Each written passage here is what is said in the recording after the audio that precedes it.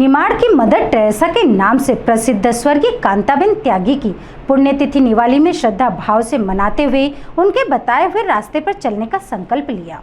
बड़वानी जिले के निवाली में कस्तूरबा कन्या वनवासी आश्रम में निमाड़ की मदर टेरेसा कांताबेन त्यागी की 23 मई को पुण्यतिथि और 24 मई को जयंती श्रद्धा भाव के साथ मनाई गई।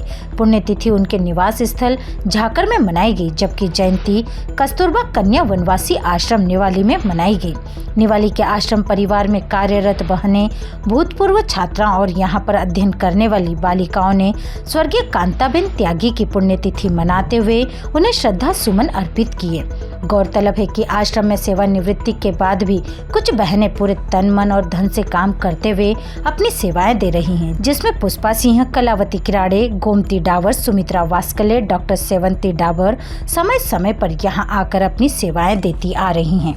यहां आई बहनों ने स्वर्गीय कांता दीदी के जीवन पर प्रकाश डालते हुए उनके बताए हुए मार्ग पर चलने का संकल्प लिया। विशेष अतिथि के रूप में शामिल गायत्री परिवार के पंडित मेवालाल पाटीदार ने कहा कि शुद्धि के साथ मन और चित्त शुद्ध होना चाहिए। उन्होंने कहा कि कांति दीदी ने यहाँ आकर इस क्षेत्र में विशिष्ट कार्य किए हैं। उनके आसपास हमेशा संसद लगी रहती थी, ऐसा लगता था जैसे न्यायालय का दृश्य बना हुआ हो।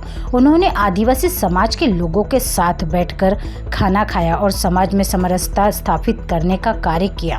दीदी के जन्म दिवस के उपलक्ष्य में 23 मई की संध्या और 24 मई की सुबह 2 सत्रों में डॉक्टर सेवंती डाबर द्वारा योग एवं ध्यान पर विशेष रूप से नए दृष्टिकोण वाला शिविर आयोजित किया गया, जिसमें प्रवचन नहीं प्रयोग के द्वारा स्वस्थ जीवन जीने के योगासन के साथ साथ सम्यक आहार, सम्यक निद्रा और सम्यक व्यायाम पर प्रकाश डाला गया।